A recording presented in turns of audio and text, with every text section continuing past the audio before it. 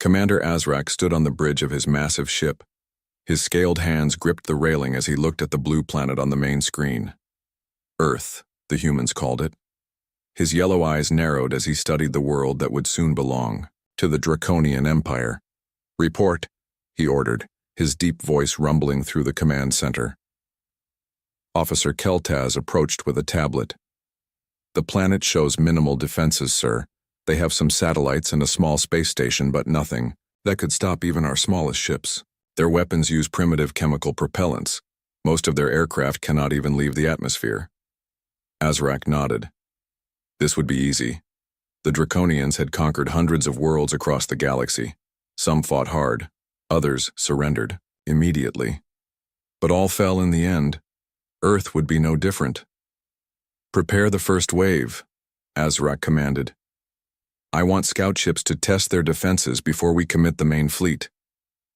"Yes, Commander," Keltaz replied with a bow of his scaled head. Far below on Earth, in a secret underground facility in Colorado, Dr. Lisa Wright stared at her computer screen. The data showed objects moving toward Earth from beyond the moon. These objects were slowing down in a controlled way. Asteroids didn't move like that. "Frank, come look at this," she called to her colleague. Frank Peters walked over. His eyes widened as he looked at the screen. "Those aren't natural objects," he said quietly. "No," Lisa agreed. "I think we're looking at ships. Alien ships." Frank rubbed his face. "How many?" "I count at least 30 large objects and many smaller ones." Lisa pointed to different spots on her screen. "They're arranging themselves in some kind of formation near the moon. We need to tell the president. Now." Within 3 hours, the president sat in a secure room deep under the White House. Military leaders, scientists, and intelligence officers filled the chairs around her. The room was silent as Lisa finished explaining what she had discovered. "So," the president said slowly, "we have an alien fleet positioning itself near the moon, and we have reason to believe their intentions are not friendly."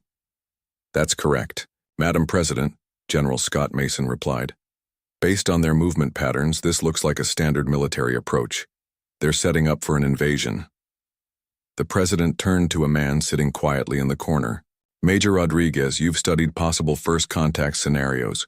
What are your thoughts?" Major Alan Rodriguez stood up. Unlike the other military officers, he wore a simple uniform with few decorations. But everyone in the room knew his reputation. He was brilliant, but didn't follow rules. That's exactly why the president wanted him here. "We can't fight them directly," Rodriguez said plainly. "If they can travel between stars, their technology is far beyond ours. But they don't know what we know. That gives us an advantage." "Explain," the president said. "They think we're primitive. That means they'll underestimate us." Rodriguez walked to the screen showing the alien fleet. "We've been preparing for this possibility for decades. It's time to activate Protocol Omega." General Mason frowned. "That's highly classified, Major." "And this is exactly why it exists," Rodriguez countered. The president looked between them. "Someone tell me what Protocol Omega is." Dr. Samantha Reeves, who had been quiet until now, spoke up. "It's our hidden defense system, Madam President. For the past 40 years, we've been secretly launching satellites that appear to be communications equipment or space junk, but they're actually a network of weapons and sensors." "Why wasn't I briefed on this?" the president demanded. "Plausible deniability," General Mason explained. "Each administration was told only that certain contingency measures existed. The details were kept compartmentalized to prevent leaks." The president didn't look happy but nodded. "What can these hidden weapons do against an advanced alien fleet?" "Not enough to win a direct battle," Rodriguez admitted, "but enough to surprise them. We need to be smart about this. Make them think we're weaker than we are, then hit them when they're not expecting it." "A trap," the president said. "Exactly." The meeting continued for hours as they formed a plan. When it finished, everyone had their tasks. The world's major powers were quietly informed through secure channels. For now, the public would not be told. There would be time for that later, if they survived. In space, Commander Azrak grew impatient. "Send the scout ships. I want to see how these humans react." 20 sleek ships detached from the main fleet and headed toward Earth. They were small but powerful, each capable of destroying a primitive human city. As the scout ships approached Earth, they detected aircraft rising to meet them. Azrak watched through the scout ship's cameras. The human aircraft were bulky and slow, using jet engines and aerodynamic wings. Primitive technology, just as expected. They're sending their fighters to challenge us. Azrak laughed. Let's show them the difference between their technology and ours. The scout ships easily outmaneuvered the human aircraft. The pilots reported, back to Azrak, sounding almost disappointed at how easy it was. These humans don't even have energy weapons, one pilot reported. They're firing metal projectiles at us. Our shields aren't even at 10%. What the Draconians didn't know was that the aircraft weren't trying to win. They were remote-controlled drones made to look like regular fighter jets. Their real purpose was to draw the alien scouts into position. In the bunker beneath Cheyenne Mountain, Professor Daniel Whitney watched the aliens take the bait. They're entering the zone now, he reported. All scouts are within the target area. Are we ready? Major Rodriguez asked. EMP devices charged and aimed. Ready on your command. Rodriguez looked to the video screen where the president waited. She gave a single nod.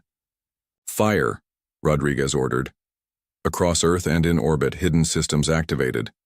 A massive electromagnetic pulse hit the scout ships all at once. Their shields, designed to stop physical weapons and energy beams, did nothing against this type of attack. On his command ship, Azrak watched in shock as all 20 scout ships went dark at the same time. No explosions, no destruction, they simply stopped working. What happened, he demanded. His officers had no answers. According to their intelligence, humans shouldn't have technology that could disable Draconian ships. It must be some kind of natural phenomenon, his science officer suggested. Perhaps a solar flare or radiation burst. Azrak wasn't convinced. He stared at the blue planet with new suspicion. Perhaps these humans weren't as primitive as they appeared. Prepare a full combat group, he ordered. We're going to find out exactly what we're dealing with. On Earth in the command center, a small cheer went up as they watched the alien scouts go dark. It worked, Lisa said, hardly believing it. For now, Rodriguez cautioned. But that was just the first wave. They'll send more and they'll adapt. We need to be ready for phase 2. The president's voice came through the speakers. Well done, everyone.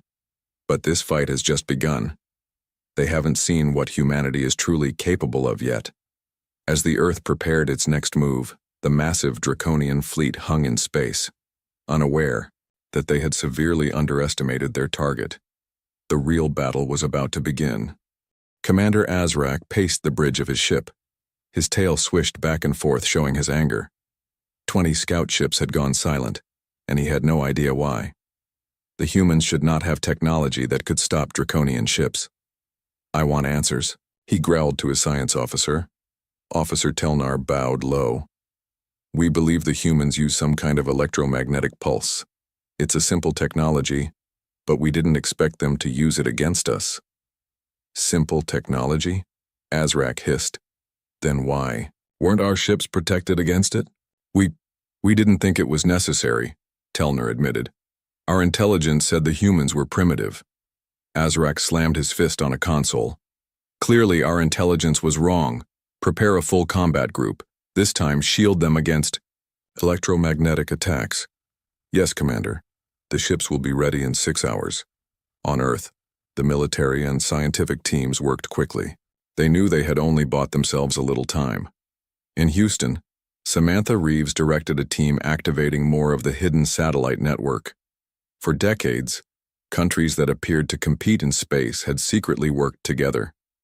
Many satellites that looked like normal communication devices were actually weapons. Grid sectors 1 through 5 are online, Samantha reported. All 437 platforms are ready. Major Rodriguez nodded. Good. When the aliens come back, they'll be ready for our EMP. We need something new. Professor Daniel Whitney looked up from his computer. I have an idea. Their ships must use some kind of advanced sensors to see and navigate. What if we blind them? How? Asked Lisa Wright. We can use the satellite network to create a concentrated light burst. like a flash grenade, but much bigger. Rodriguez turned to General Mason. Will it work? It might, the general said, but we'll only get one chance. They'll adapt quickly. One chance is all we need, Rodriguez replied. We just need to keep them confused long enough for the next phase. In orbit, the Draconian combat group prepared to launch. 50 ships, each, 5 times larger than the scouts, formed up near the moon. Their shields were modified to block electromagnetic pulses. Remember, Azrak told his commanders, these humans may have some tricks, but they are still primitive. Show them the power of the Draconian Empire. The combat group descended toward Earth's atmosphere. Unlike the scouts, these ships moved in a tight formation. They were ready for any surprises. On Earth, sensors tracked the approaching ships. In the command center, Rodriguez watched their movement. They're being more careful this time, he noted. They're staying together for protection. Perfect, Whitney said. That puts them all in the same target zone. The aliens entered the upper atmosphere. They scanned for Earth defenses but found nothing threatening. The humans appeared to be scrambling aircraft again, just as they had against the scouts. They never learn, the lead Draconian commander said with a laugh. Prepare weapons. We'll destroy their primitive aircraft, then begin landing troops. In the command center, Whitney watched the aliens reach the perfect position. They're in the zone. All satellites are aimed and ready. Rodriguez looked to the screen where the president waited. She nodded. Now, Rodriguez ordered. Across the satellite network, solar reflectors pivoted. They caught the sun's light and focused it on a single point right in the middle of the Draconian formation. The flash was visible even from the ground. A burst of light brighter than 1,000 suns hit the alien ships all at once. On the lead ship, alarms blared. What's happening? The commander shouted. Our sensors are overloading, his officer cried. We're blind. The carefully organized formation fell into chaos. Ships veered off course trying to escape the blinding light. Some crashed into each other. At the same time, missiles launched from hidden silos on Earth. Unlike normal missiles, these were specially designed. They carried no explosives. Instead, they released a special metal dust that stuck to the hulls of the alien ships. What is that stuff? Lisa asked as she watched the missiles deploy their payload. Smart dust, Whitney explained. Microscopic, robots that attach to metal surfaces.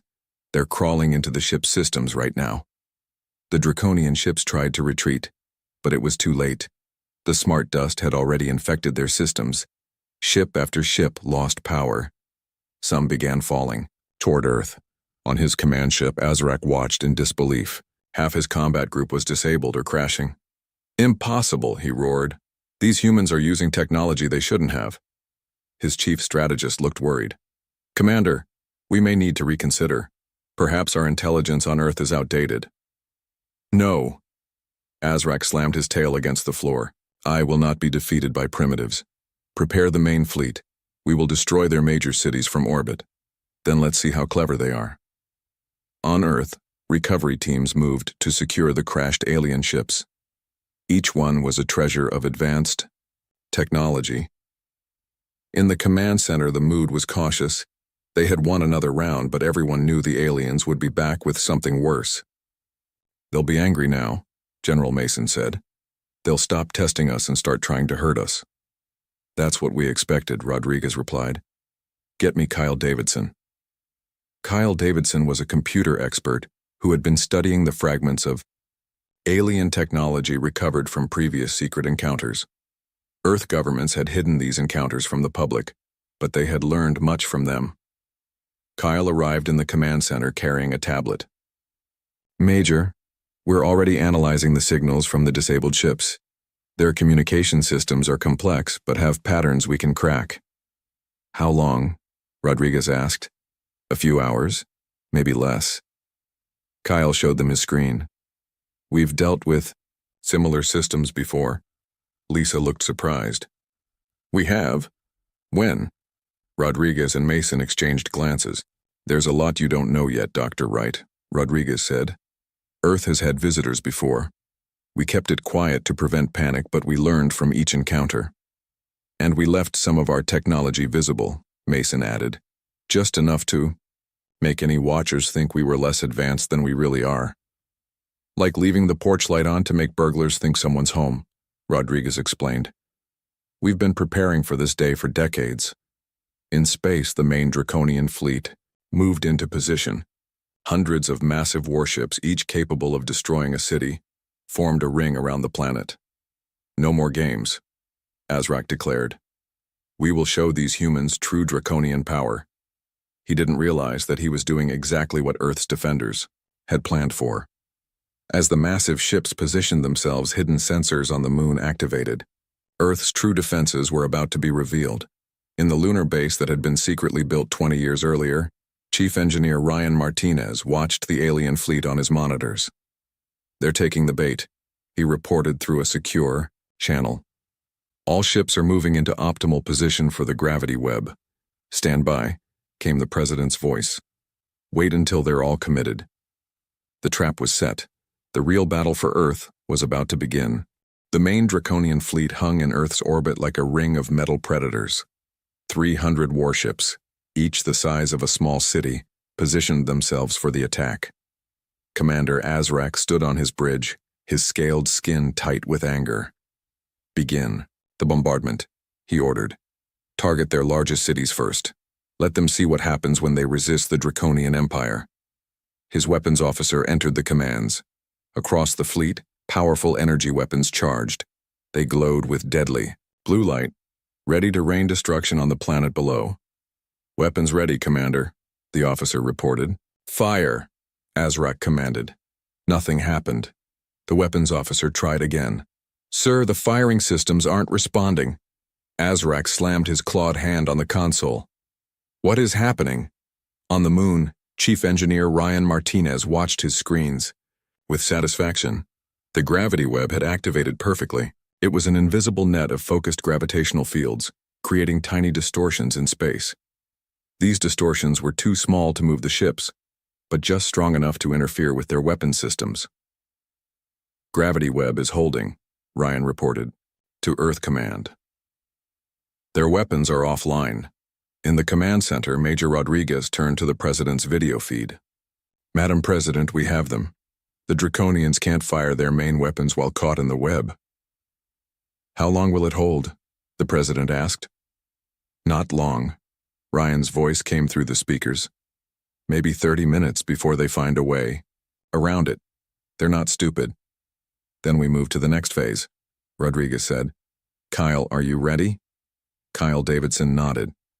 He had been working non-stop with his team to crack the Draconian communication codes. We're ready. We can broadcast on their frequencies now. Rodriguez smiled. Then let's introduce ourselves properly. In space, Commander Azrak was furious. None of his ships could fire their main weapons. Something was interfering with the systems, but his science officers couldn't explain what. Recalibrate all weapons, he ordered. Bypass the main firing. Controls if necessary. Suddenly, the main screen on his bridge activated without command. The face of a human appeared. It was Major Alan Rodriguez. Greetings, Commander Azrak of the Draconian Empire, Rodriguez said calmly. I believe we should talk. Azrak hissed in surprise. How are you on my screen? How do you know my name? We know a great deal about you, Rodriguez replied. Just as we know about your ships, your weapons, and your tactics. Impossible, Azrak growled. You are primitives. You have barely left your own planet. Rodriguez smiled slightly. That's what we wanted you to think. The screen changed to show images that shocked Azrak. Hidden bases under Earth's oceans. Advanced ships rising from underground hangars. Weapons, platforms that had been disguised as space debris, and a massive installation on the far side of the moon, the source of the gravity distortion that had disabled his fleet's weapons. As you can see, Rodriguez continued as the screen returned to his face, we are not as primitive as you believed. We've been watching the stars for a long time. We knew someone like you would come eventually. In the command center, Lisa Wright watched the alien commander's reaction on their screens. The reptilian face showed clear shock, then growing anger. "Will this work?" she asked Rodriguez quietly. "It's working already," he replied. "Look at him. He's realizing they've walked into a trap." On his ship, Azrak fought to control his rage. "These images prove nothing. You cannot stand against the full might of the Draconian Empire." "Perhaps not," Rodriguez agreed. "But we can hurt you badly enough to make conquest not worth the cost." As they spoke, Rodriguez nodded to Kyle. Kyle typed a command on his computer, sending a coded signal to the gravity web. The web released its hold on one small section of the Draconian fleet. Just 10 ships. "I've just allowed your weapons to function on the ships in Sector 7, Rodriguez told Azrak. "Feel free to fire them." Azrak signaled to his weapons officer, who confirmed that 10 ships now had control of their weapons. "Fire," Azrak ordered. The 10 ships fired their energy weapons toward Earth. The blue beams shot down and then curved away, bending in impossible angles. The beams hit small, previously invisible satellites that absorbed the energy completely. "Energy.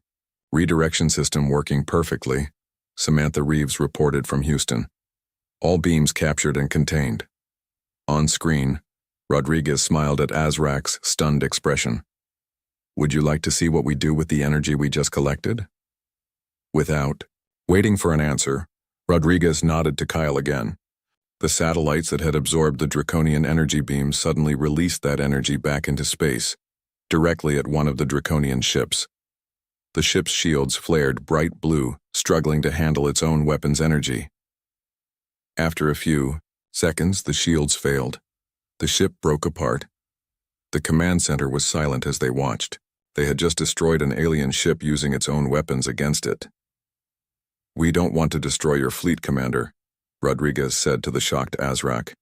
"We don't want to fight at all, but we will defend our planet." Azrak's yellow eyes narrowed. "If your technology is so advanced, why hide it? Why pretend to be primitive?" For the first time, the President herself appeared on the screen beside Rodriguez. "Because we've been watching how your empire treats others," she said. "Those who show strength, you destroy immediately. Those who appear weak, you investigate first.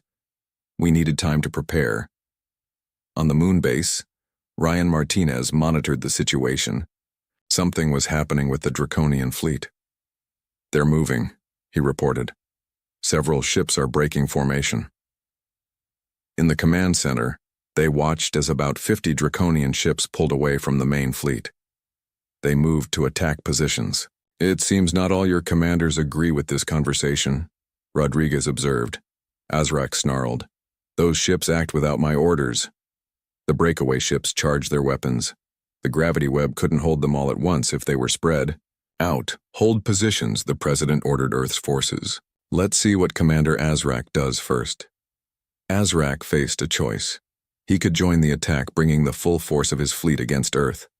Or he could show restraint and continue talking. His officers watched him, waiting for his decision. After a moment, Azrak opened a channel to his entire fleet. "All ships stand down. Return to formation. That is a direct order." Some ships obeyed immediately. Others hesitated. 3 ships continued their approach to Earth. "Those who disobey will answer to me personally," Azrak growled over the channel. This time, all ships returned to their positions. "A wise choice, Commander," the President said. "Now, shall we discuss terms?" Azrak's face showed conflict. In his entire career, he had never negotiated with a target planet. The Draconian way was to conquer or destroy, but Earth had proven itself different from any world he had encountered. "What terms do you propose?" he finally asked. As the humans and Draconians began their first real conversation, Lisa looked at Rodriguez with newfound respect. "You knew they would back down?" Rodriguez shook his head. "No. We hoped they were rational enough to recognize a no-win situation. It was a gamble." "And if they had attacked anyway?" Rodriguez's face grew serious. "Then we would have shown them our real weapons." Lisa realized there was still much she didn't know about Earth's true defenses. But one thing was clear. Humanity's greatest strength had been its ability to appear weak while secretly preparing for this very day. 24 hours had passed since Commander Azrak agreed to talk instead of fight. The Draconian fleet remained in orbit, but they had moved back to a less threatening position. On Earth, the President had called together her advisors to discuss the situation. "Can we trust them?" General Mason asked. He looked tired after a full day of monitoring the alien fleet. "Trust is a strong word," Major Rodriguez replied. "Let's say we can work with them for now." The President nodded. "Commander Azrak seems reasonable, but I'm concerned about others in their fleet." Not all of them agreed with his decision to stand down. As if confirming her words, Kyle Davidson rushed into the room. "We have a problem," he announced. "I've been monitoring their communications. There's a faction forming against Azrak. Some of his commanders think he showed weakness by not attacking Earth." "How serious is this?" the President asked. "Very," Kyle said. "They're planning to take control of several ships and launch an attack without Azrak's permission." Rodriguez stood up. "We need to warn him." "Warn an alien who came here to conquer us?" General Mason asked in disbelief. "Yes," Rodriguez said firmly. "If we want peace, we need to show good faith. Besides, a group of rogue commanders with planet-killing weapons is a problem for everyone." The President thought for a moment, then nodded. "Do it. Open a channel to Commander Azrak." On the Draconian command ship, Azrak was facing his own problems. His officers were divided. Many questioned his decision to negotiate with humans rather than simply destroying them. "The Imperial Council will not be pleased," his second-in-command Vex warned. "We were sent to conquer this planet, not talk to its inhabitants." "The Imperial Council doesn't know what we've discovered," Azrak replied. "These humans have technology that rivals our own. They hid it well." "Or perhaps they're bluffing," Vex suggested. "One ship loss could be a trick. We should test their full capabilities." Before Azrak could respond, a communication officer interrupted. "Commander, we're receiving a transmission from Earth." "Put it through," Azrak ordered. Major Rodriguez appeared on the screen. "Commander Azrak, we have urgent information for you. There's a plot against you within your fleet. Several of your commanders plan to break away and attack Earth without your authorization." Azrak's eyes narrowed. "How do you know this?" "We've been monitoring your communications," Rodriguez admitted. "We can provide proof." Kyle's face appeared next to Rodriguez. He played a recording of Draconian communications, translated into English. The voices of several ship commanders could be heard clearly as they planned their mutiny. Azrak recognized the voices. His tail swished angrily as he listened. When the recording ended, he turned to Vex. "Arrest Commander Telzak and the others involved, immediately." Vex hesitated. "Sir, perhaps we should consider—" "That was an order, not a suggestion," Azrak growled. Vex bowed and left the bridge. Azrak turned back to the humans on his screen. "Why tell me this? You could have let them attack and destroyed them. It would have weakened my position." "Because we want peace," the President said, joining Rodriguez on the screen. "And we believe you do too, now that you understand we're not easy prey." Azrak was silent for a moment. "You are not what we expected," he finally said. "In all my years of conquest, I've never encountered a species that could have fought but chose to warn their enemy instead. Maybe that's why we shouldn't be enemies," Rodriguez suggested. Suddenly, alarms blared on Azrak's ship. "Commander," a Draconian officer called out. "5 ships have broken formation. They're powering weapons." On Earth, the command center erupted in activity. 5 Draconian warships are moving into attack position, Samantha reported from Houston. "They're charging weapons." "Activate defenses," the President ordered. "But hold fire unless they attack first." On the moon base, Ryan Martinez prepared the gravity web. "We can't catch all 5 if they spread out," he warned. "Focus on protecting major population centers," Rodriguez instructed. On his ship, Azrak roared orders. "All loyal ships move to intercept the traitors. Disable their engines." Several Draconian ships moved to block the rogue vessels, but they were too late. The 5 ships fired their weapons toward Earth. Massive energy beams shot down through the atmosphere. Earth's defense systems activated. The gravity web caught 2 of the beams, redirecting them into space. Energy-absorbing satellites caught another. But 2 beams got through, heading toward North America. In a hidden facility deep under the Rocky Mountains, Dr. Grace Williams activated a system that had never been used before. "Shield generators at full power," she reported. Just before the same draconian beams hit their targets, a shimmering dome of energy appeared over each threatened city. The beams struck the shields and spread out, dissipating their energy. The ground shook and the shields flickered, but they held. "My God," Lisa whispered as she watched. "We have actual energy shields, like in science fiction?" "Reverse engineered, from technology we recovered in the 1950s, Rodriguez explained. "We've had it for decades but could never generate enough power to cover large areas. Until now." On his ship, Azrak watched in amazement as Earth defended itself. Then he turned to his weapons officer. "Target the rogue ships, disable their engines and weapons." "Sir?" the officer asked in shock. "You want us to fire on our own ships?" "Those are not our ships anymore," Azrak said coldly. "They are traitors who disobeyed direct orders. Fire." The command ship's weapons locked onto the nearest rogue vessel and fired. The beam hit precisely, destroying the smaller ship's engines. Similar attacks came from other loyal draconian ships. Within minutes, all 5 rogue vessels were disabled, floating helplessly in orbit. "Commander," the weapons officer reported, "all rebel ships are disabled." Azrak nodded and opened a channel to the humans. "The threat has been neutralized."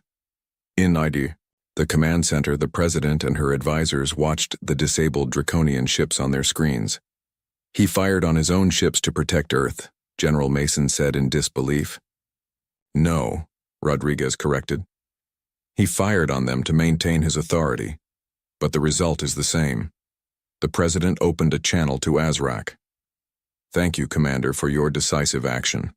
I believe this demonstrates that we can work together."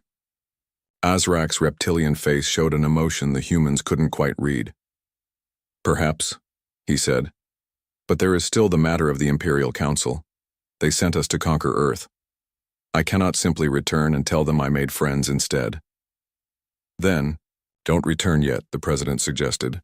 "Stay, learn about us, let us learn about you.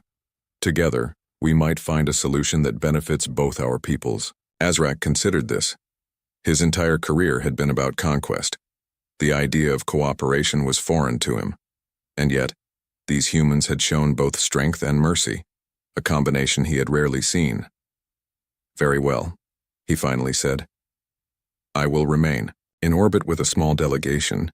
The rest of the fleet will withdraw to the edge of your solar system as a show of good faith." As the main draconian fleet moved away from Earth, people in the command center began to relax slightly. It wasn't peace yet, but it was a start. "Do you think this will work?" Lisa asked Rodriguez quietly.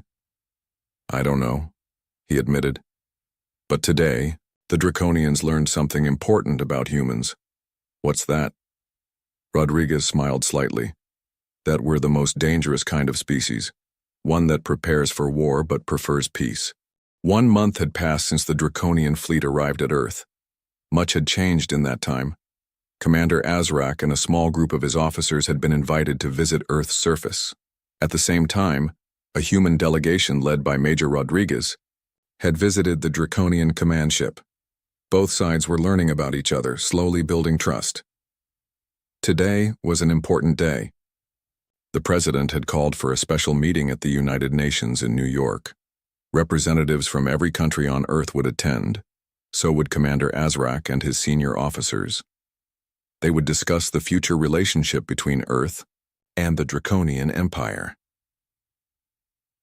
In a hotel room near the UN building, Lisa Wright helped Azrak adjust his formal uniform.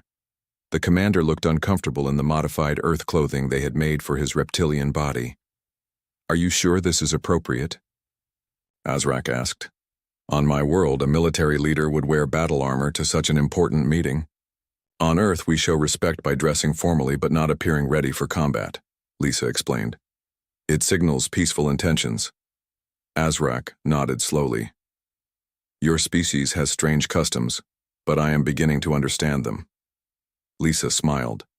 She had been assigned as Azrak's guide to human culture, just as a draconian officer named Krell had been teaching humans about draconian ways.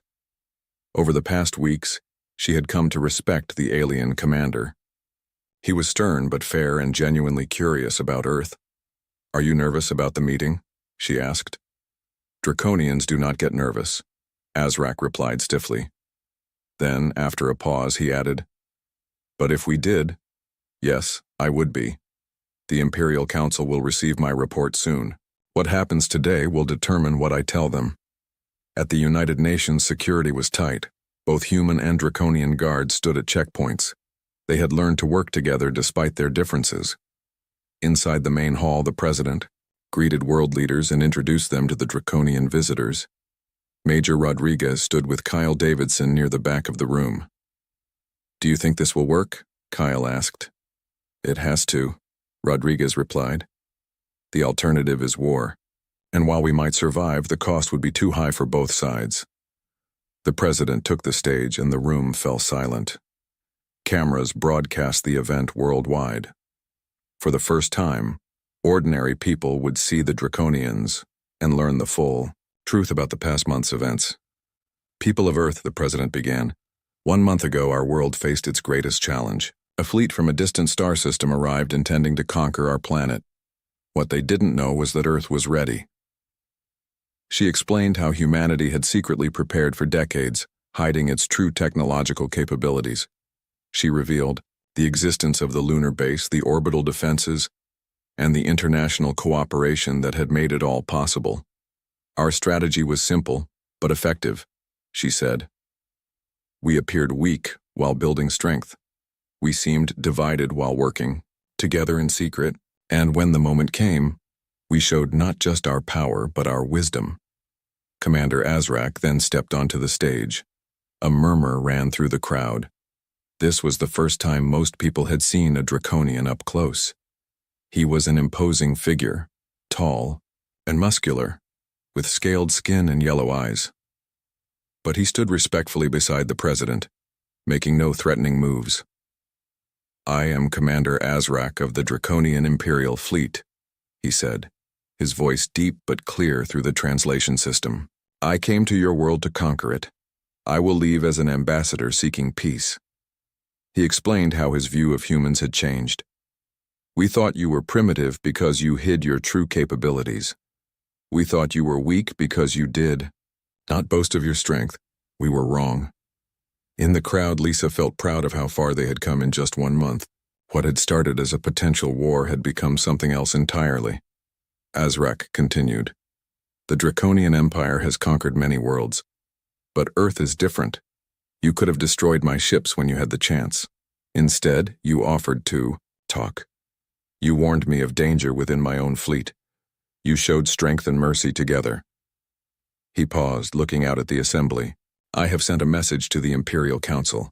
I have told them that Earth should not be conquered but respected as an equal. The president then revealed the agreement they had been working on. Earth would share some of its technology with the Draconians. In return, the Draconians would help Earth build true starships capable of traveling to distant solar systems. Together, they would explore space as partners, not enemies. This is a historic day, the president said. The day humanity officially joins the galactic community.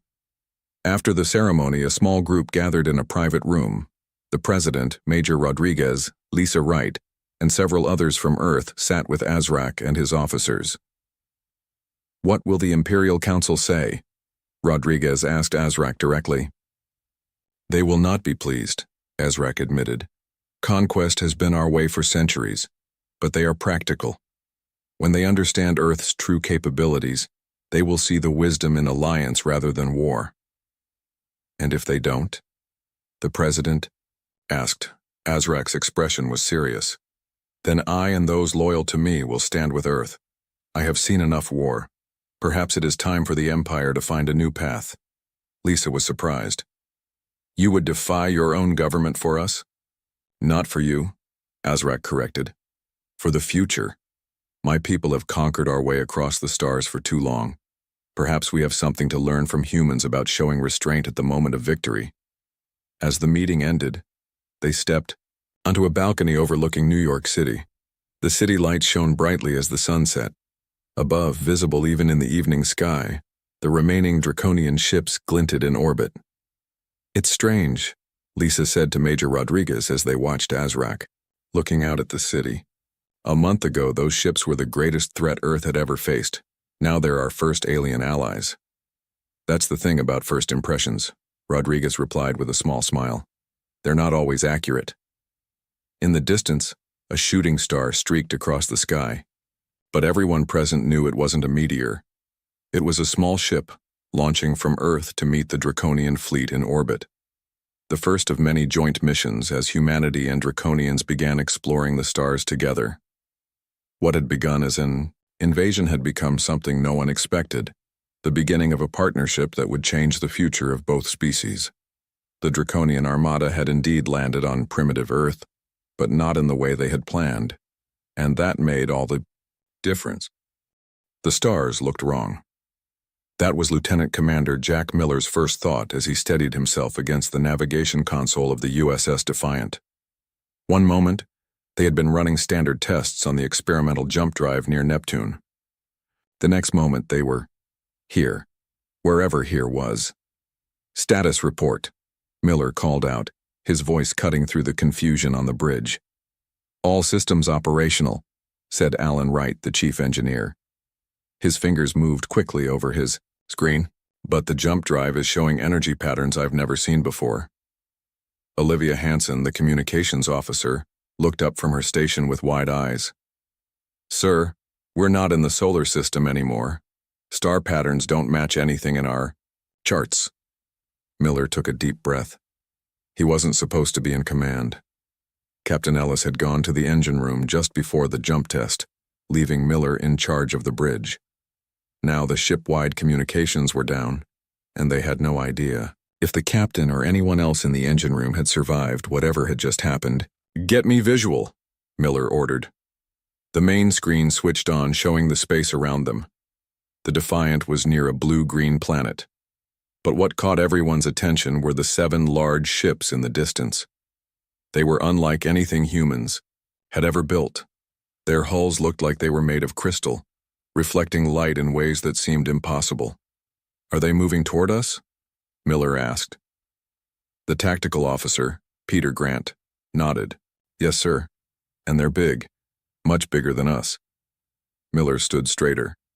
"Shields up. Weapons on standby, but don't target anything yet." As the crystal ships drew closer, Hansen's console lit up. "Sir, we're receiving some kind of transmission. The computer is trying to translate, but it's unlike any language we've encountered." "Keep working on it," Miller said. "Let's not shoot first and ask questions later." On the largest crystal ship, High Commander Vexillar of the Zaxian Empire watched the strange vessel with growing concern. In 300 years of Imperial rule, he had never seen a ship like this. Its design was primitive compared to Zaxian technology, but its sudden appearance was troubling. Nothing could bypass the Empire's detection grid. Nothing. "High Commander," said his second-in-command, "the vessel does not respond to Imperial hailing protocols." Vexillar's scaled skin darkened with irritation. "Scan it again. Where did it come from?" "Unknown, High Commander. One moment it was not there, and the next it was." Vexillar flicked his tail, a sign of his unease. Below them, the planet Proxima. Savin was already a problem. The local species had been showing signs of resistance to Imperial rule. The last thing he needed was an unknown factor appearing in his sector. "Send 3 frigates to surround the vessel," he ordered. "If it does not identify itself properly, initiate containment procedures." Back on the Defiant, Hansen was making progress. "Sir, I'm starting to get something from their transmission. They seem to be demanding we identify ourselves, and I think they're ordering us to power down our systems." Miller frowned. "Send a universal greeting package. Explain we mean no harm and arrived here by accident." "Sending now, sir." The 3 crystal ships moved into position around the Defiant, their movements precise and threatening. Grant tensed at his station. Sir, they're powering up weapon systems. Maintain shields, Miller said calmly. No hostile actions. Suddenly, the ship rocked as energy beams from the crystal ship struck their shields. Shields holding at 92%, Grant reported. That was a warning shot, sir. They deliberately didn't hit us with full power. Miller's jaw tightened. It seems they're not interested in talking. Target their weapon systems only. Minimal yield. Let's show them we can defend ourselves without starting a war. Targeting, sir. The Defiant's weapons fired. What should have been light damage to the Imperial ship's outer defenses instead cut through their shields like they weren't there. Two of the crystal ships immediately lost power, drifting in space. The third spun away, badly damaged. The bridge crew stared in shock. What just happened? Miller asked. Wright looked up from his console, his face pale. Sir, the energy readings from our weapons were off the charts. Something about our transition affected our technology. We're putting out power signatures I can't explain. On his flagship, Vexillar watched in disbelief as 3 Imperial frigates were disabled by a single volley from the alien vessel. It was impossible. No known species possessed weapons that could penetrate Imperial shields so easily. High Commander, his second said, voice shaking. The battle footage is already spreading through the Imperial network. We cannot contain this information. Vexillar knew what that meant. The Empire ruled through fear and the belief that their technology was superior to all others. If word spread that a single alien ship had disabled 3 Imperial frigates with ease, it would encourage rebellion across the sector. Pull back, he ordered reluctantly. Call for reinforcements from the Central Fleet and find out what that ship is.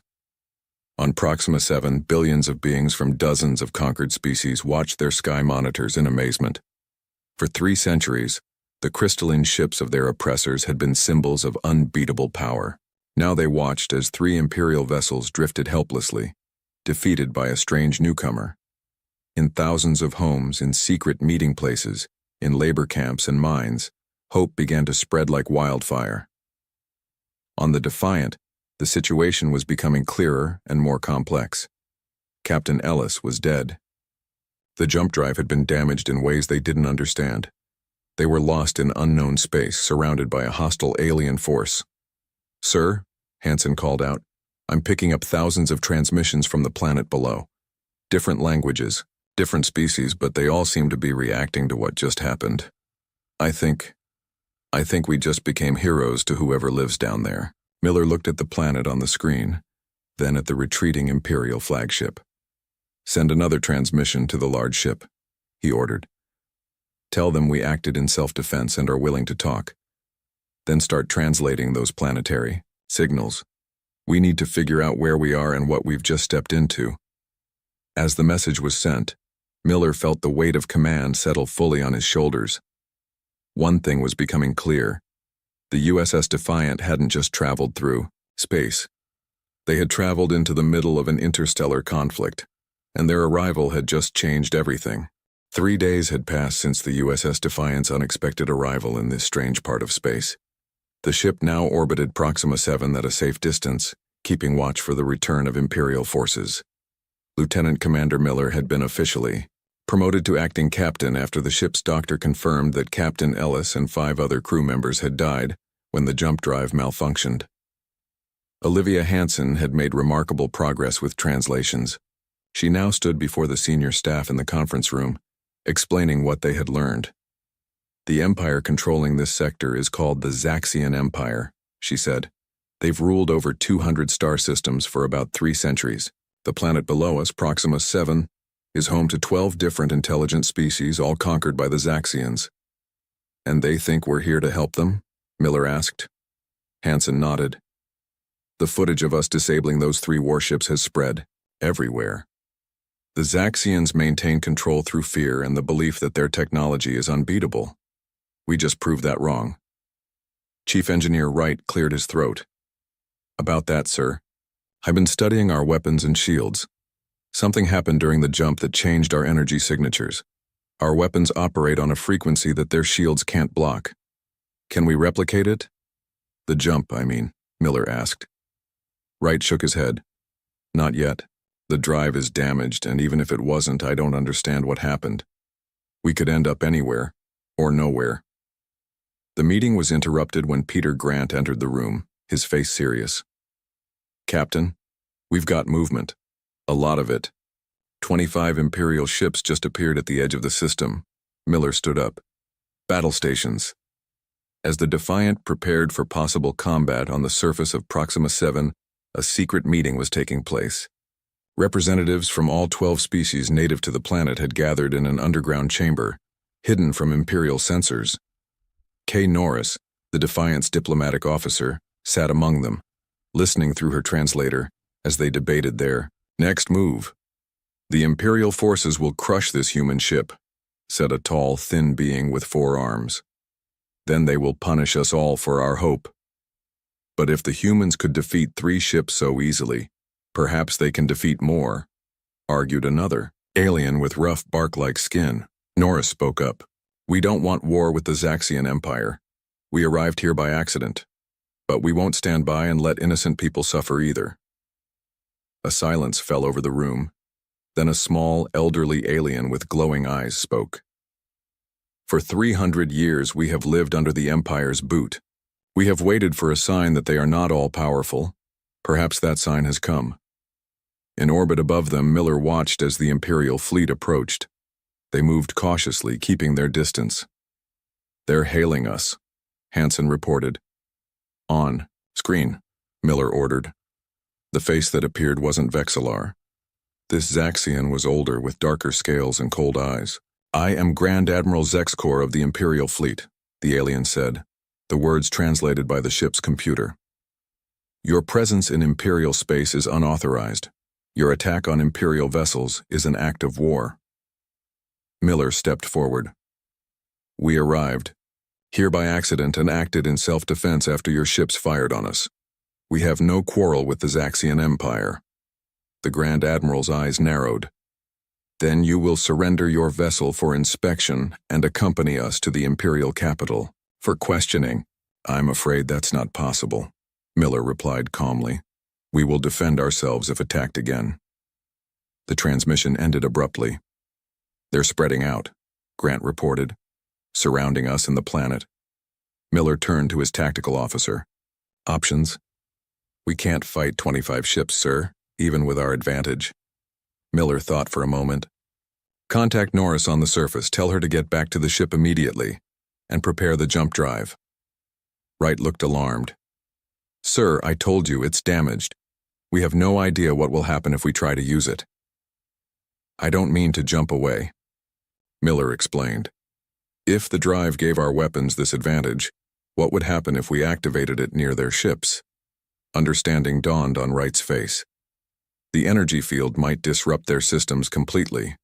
But, sir, it could also destroy us. It's a last resort, Miller assured him. Let's hope it doesn't come to that.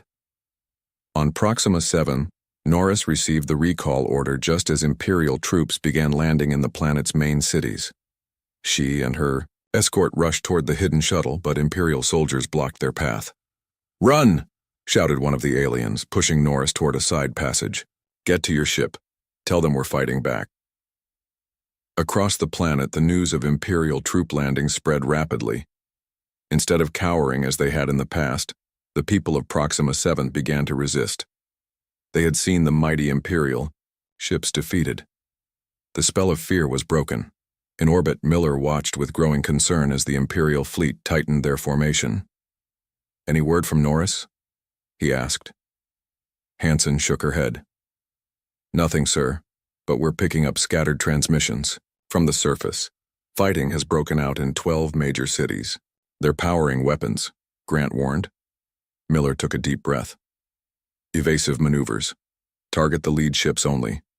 Let's give them one more chance to back down. The Defiant moved with surprising speed, diving beneath the Imperial formation. Its weapons fired, striking 4 Imperial vessels before the others could respond. 2 exploded immediately, their crystal hulls shattering. The other 2 spun away, crippled. The Imperial fleet opened fire. The Defiant rocked as energy beams struck its shields. Shields at 60%, Grant reported. We can't take much more of this. "Where's Norris?" Miller demanded. As if in answer, Hansen's console lit up, receiving a transmission from the surface. "It's her shuttle. They made it out, but they're being pursued by Imperial fighters." "Clear them a path," Miller ordered. "Then get ready to activate the jump drive." The Defiant turned sharply, its weapons cutting through the Imperial fighters chasing the shuttle. As the small craft docked in the hangar bay, Miller gave the order. "Activate the jump drive. Low power, controlled burst." Wright worked his console, his face tight with concentration. Energy building. Field forming in 3, 2, 1. A strange blue glow surrounded the Defiant. It didn't jump away. Instead, waves of energy pulsed outward from the ship. As each wave hit an Imperial vessel, its systems failed. Weapons, engines, life support, all went dark. In less than a minute, the entire Imperial fleet hung motionless in space, disabled, but not destroyed. Miller sank into his chair. "Status?" "Jump drive is offline again," Wright reported. "But it worked. Every Imperial ship within the energy field has lost power. And the planet?" Hansen looked up from her console, her eyes wide. "Sir, the Imperial ground forces are retreating, and I'm getting messages from 7 neighboring systems. Word of what happened here is spreading fast. People are rising up against Imperial rule everywhere." Miller looked at the disabled Imperial fleet on the screen. "Send a message to whoever's in charge down there. Tell them we'd like to talk about what happens next." What had begun as an accident had become something more. The USS Defiant hadn't just traveled to an unknown part of space. It had brought hope to billions who had lived too long under Imperial rule. And this was just the beginning. 2 weeks after the battle that disabled the Imperial fleet, the USS Defiant remained in orbit around Proxima 7. The disabled Imperial ships had been towed away by rebel forces who had quickly learned to operate the alien technology. Captain Miller stood by the large window in what had once been Captain Ellis's quarters, looking down at the planet below. A chime at the door interrupted his thoughts. "Come in," he called. Kay Norris entered, carrying a data pad. Her time on the planet's surface had changed her. She moved with new confidence and purpose. "Captain, the council meeting is about to start," she said. "They're waiting for you." Miller nodded and followed her to the conference room. The main screen showed a large circular chamber on the planet's surface. Around a table sat representatives from not just Proxima 7, but from 12 nearby star systems that had joined the rebellion against the Zaxian Empire. "Captain Miller," said Zell, a blue-skinned being who had emerged as a leader among the rebels.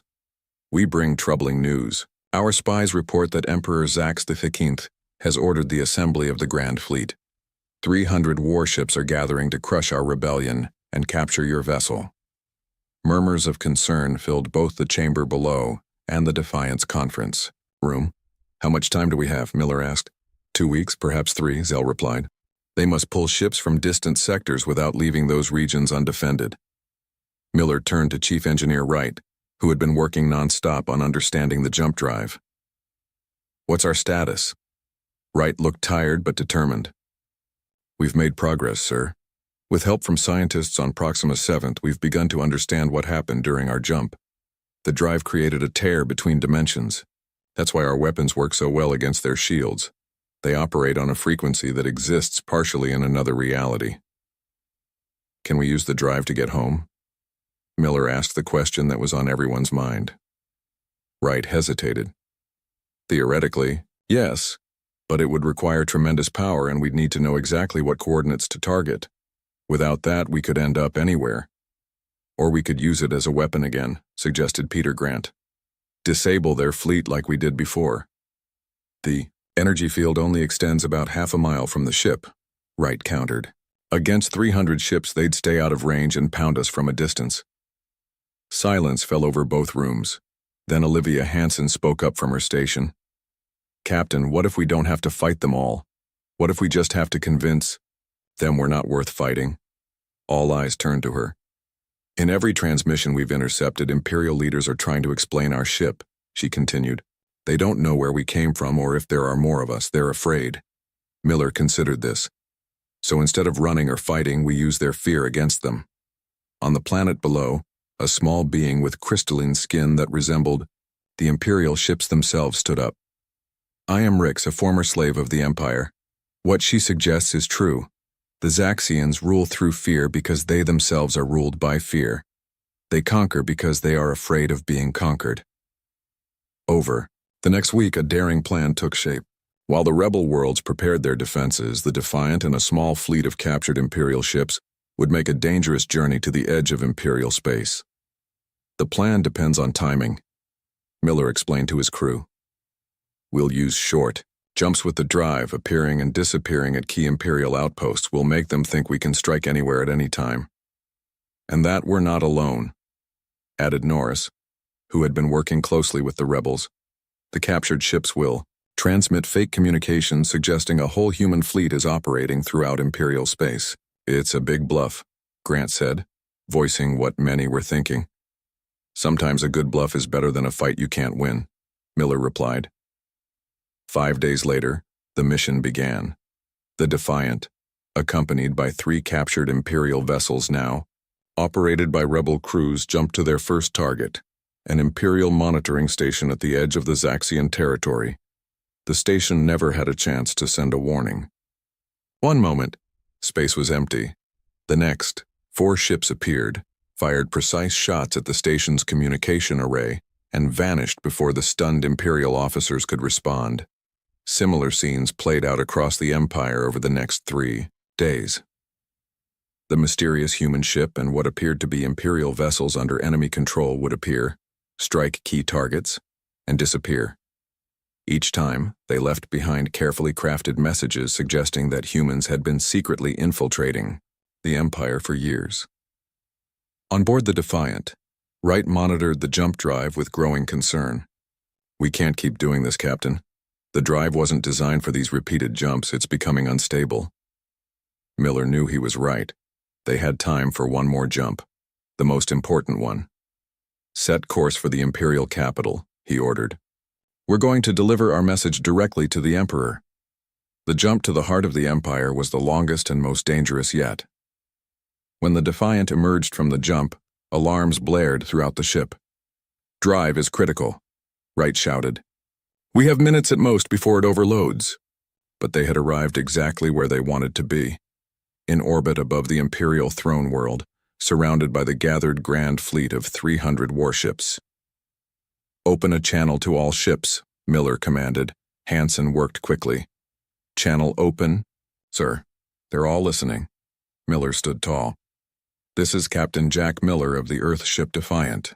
We have penetrated the heart of your empire with ease.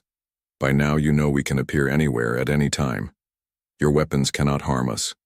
Your shields cannot stop us. On the Imperial flagship, Emperor Zax Vienentin himself watched with growing dread. As the human vessel hung in space, seemingly unafraid despite being surrounded by the mightiest fleet ever assembled. My scientists tell me this is impossible, he hissed to his advisors. No ship can bypass our detection grid. No weapon can penetrate our shield so easily. And yet, they have done both, replied his oldest advisor carefully. On the Defiant, Miller continued, We did not come seeking war, but we will not permit the continued enslavement of free beings. The worlds that have declared independence are now under Earth's protection.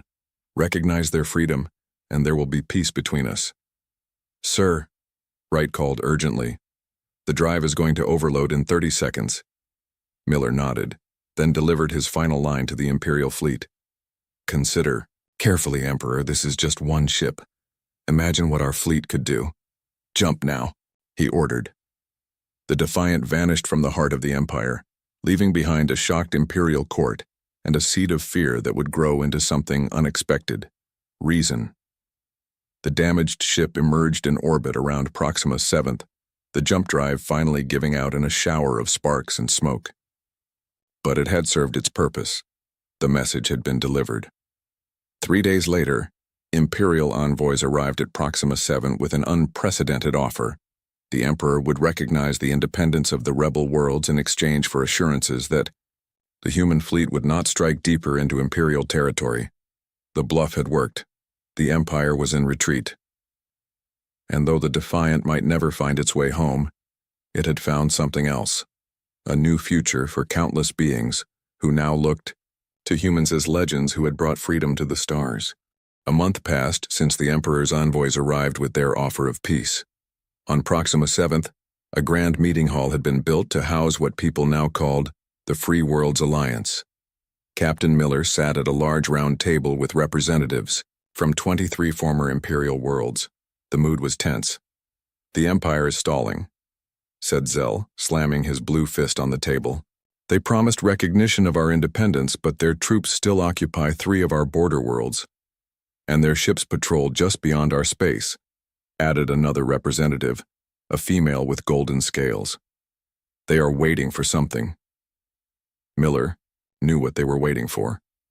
The Empire didn't believe there was just one human ship. They were waiting to see the rest of the human fleet that didn't exist. Sooner or later, they would realize the truth. "What about the Defiant?" asked Rix, the crystalline former slave. "Can it be repaired?" Chief Engineer Wright shook his head. "The jump drive is beyond repair with the materials we have here. We've made progress on other systems, but without the drive, we're just one ship." Kay Norris, who had become the official human ambassador to the free world, spoke up. "We need to change our approach. Instead of pretending to be stronger than we are, we need to become stronger." "How?" several voices asked at once. "By sharing knowledge," she replied. The Empire kept each world isolated. No one was allowed to develop technology that might challenge them. But together, combining what each world knows with Earth technology, we could build something new.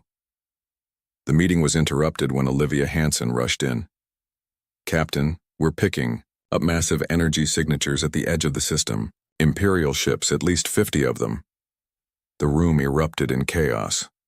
Miller raised his hand for silence. "They're testing us. They want to see if the human fleet will appear to defend Proxima 7th. And when it doesn't?" asked Zell. "They'll know. We bluffed," Miller said simply, "and the war will begin again." Peter Grant, who had been quiet during the meeting, suddenly stood up. "Maybe not. We've been studying the Imperial ships we captured. Their communication systems are more vulnerable than we thought. We might not have a fleet, but we can make them see one." Within hours, a desperate plan was put into action. While the free worlds prepared their defenses, the Defiant and Grant's technical team worked on what he called Project Ghost. The Imperial fleet approached slowly, cautiously. On their command ship, Admiral Corvex watched the screens with narrow eyes. "Still no sign of the human fleet," he noted. "Perhaps they abandoned their allies. Or they're waiting to ambush us," suggested his second-in-command. Corvex tapped his clawed fingers on the arm of his chair. The Emperor was growing impatient. Either the humans were bluffing about their fleet, or they had withdrawn from this region of space. Either way, the rebellion needed to be crushed quickly before more worlds joined it. "Prepare to," he began, but stopped as his sensor officer let out a startled cry. "Sir." Multiple ships appearing all around us. The screen showed at least 30 warships materializing in a perfect circle around the Imperial fleet. Some appeared to be Imperial designs, others were completely alien, presumably human in origin. "Impossible," Corvex breathed. "Our sensors would have detected them approaching." On the Defiant, Grant watched his plan unfold. "It's working," he said. "The holographic projectors are transmitting directly into their sensor systems. They're seeing ships that aren't there." Miller nodded. "Open a channel." Hansen worked her console. "Channel open, sir. This is Captain Miller of the Earth Defense Force. Your ships have entered protected space without permission. Withdraw immediately, or face the consequences." On the Imperial flagship, Corvex was facing a crisis. According to his sensors, 30 heavily armed vessels surrounded his fleet. But something felt wrong. "Launch probe ships," he ordered. "I want visual confirmation of these vessels." Small scout ships launched from the Imperial fleet, heading toward the Phantom ships. As they approached, Grant adjusted the program. "They're testing us," he warned. "The probes will pass right through our projections. Then let's give them something solid to find, Miller replied. Launch our modified drones. The Defiant had been equipped with 20 survey drones for scientific missions. The engineering team had worked day and night to modify them, adding shield generators and minimal weapons. As the Imperial probes approached the holographic projections, the drones moved into position. The probes found what appeared to be real ships, though smaller than their sensors had indicated. They transmitted images back to the Imperial fleet. The ships are real, the sensor officer reported to Corvex. But there's something strange about the readings. Corvex hesitated. If he attacked and these were truly human warships, they could all be destroyed like the previous Imperial forces. But if they were a deception, his decision was made for him when energy readings spiked across all the surrounding vessels. They're targeting us, his weapons officer shouted. Evasive maneuvers, Corvex ordered. As the Imperial ships scattered in confusion, the drones fired their limited weapons. The damage was minimal, but the psychological effect was exactly what Miller had hoped for. They're retreating, Hansen reported as the Imperial ships began to pull back. The crew of the Defiant cheered, but Miller remained serious. It won't fool them for long. We need a more permanent solution. 2 days later, a single Imperial ship returned. It transmitted a request for a meeting on neutral ground. Miller agreed, and a delegation from both sides met on a small moon orbiting Proxima 7. The Imperial representative, a high-ranking official named Several, did not waste time with pleasantries. The Emperor is not convinced by your display, she said. Our scientists have detected the deception. Your fleet is largely an illusion. Miller maintained a calm expression. And yet, you retreated. Several's scales darkened with anger. We are not here to be humiliated. The Emperor offers a final proposal. The current 23 worlds may remain independent, but the Empire will not recognize any further defections, and we want the secret of your jump technology. The jump drive was damaged beyond repair, Miller replied truthfully. Then our scientist will examine your ship to learn its principles, Several insisted. Miller shook his head. That's not possible, but I have a counteroffer. He slid a datapad across the table. On it was a proposal for a formal peace treaty, including open borders for trade and cultural exchange between the Free Worlds Alliance and the Zaxian Empire. Several looked at it with surprise. You would share knowledge freely. The Empire has always controlled information as a means of control. Perhaps that's why the Empire faces rebellion, Miller suggested. Earth learned long ago that sharing knowledge benefits everyone. Several took the pad. I will present this to the Emperor, but I make no promises. As the Imperial delegation departed, Norris approached Miller. Do you think they'll accept? Miller watched the Imperial ship leave orbit. They're scared, confused, and facing something they don't understand. That makes them dangerous, but it also gives us an opportunity to show them a different way. The battle for freedom had begun with a single human warship appearing from nowhere. Now the harder battle was beginning, the struggle to build a lasting peace. 6 months had passed since the USS Defiant first appeared in Imperial space. On the bridge of the now-repaired ship, Captain Miller looked out at the stars that still didn't match any Earth star charts. Despite their best efforts, they were no closer to finding a way home, but they had built something important here. Captain, said Olivia Hansen from her station, the Imperial delegation has arrived. Their flagship is requesting permission to enter orbit. Miller nodded. Grant permission, and notify Ambassador Norris that our guests are here. Today marked a historic occasion, the formal signing of the peace treaty between the Free Worlds Alliance and the Zaxian Empire. After months of tense negotiations, Emperor Zax the 13th had finally agreed to recognize the independence of not just the original 23 worlds, but any world that chose to leave the Empire peacefully. Never thought I'd see the day, said Peter Grant, standing beside Miller. An Empire giving up power voluntarily. Not voluntarily, Miller corrected him. They still think we have a fleet hidden somewhere, or that Earth might send more ships at any moment. The truth was more complicated. The Imperial scientists had eventually figured out that the Defiant was alone. But by then, something unexpected had happened. Reform-minded officials within the empire had gained influence, arguing that the old ways of conquest and control were no longer sustainable. The emperor, facing growing unrest even in loyal worlds, had reluctantly agreed. "Sir," said Chief Engineer Wright, entering the bridge, "you need to see this." He handed Miller a datapad. On it were equations and diagrams that Miller didn't understand.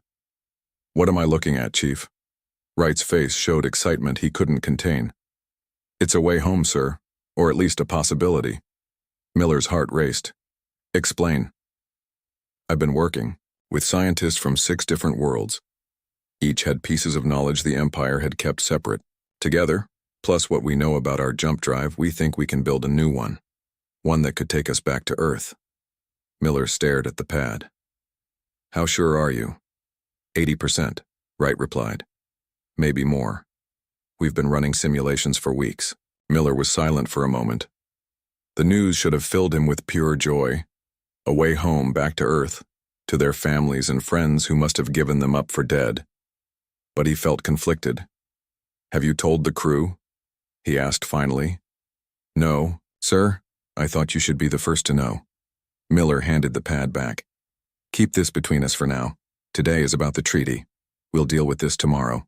Hours later, Miller stood in the Grand Hall on Proxima 7. Beside him were Kay Norris and the leaders of the Free Worlds Alliance.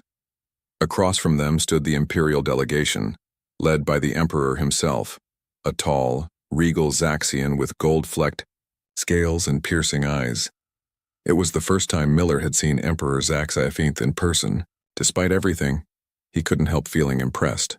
The ruler of hundreds of worlds had come in person to sign a treaty with people he once considered beneath him.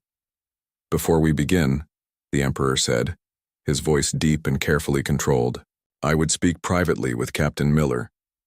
This wasn't part of the protocol, but Miller nodded. They moved to a small room off the main hall. "Captain," the Emperor said once they were alone, "my scientists tell me your ship is the only one of its kind in our space, that your talk of a human fleet was a clever deception." Miller met his gaze steadily. "And yet you're still signing the treaty." The Emperor made a sound that might have been a laugh. "Yes, because of what you represent. In a few months you changed what 3 centuries of imperial rule could not. You gave people hope." He moved to the window, looking out at the city where beings from dozens of worlds now work together openly. "I have ruled for 60 years, he continued.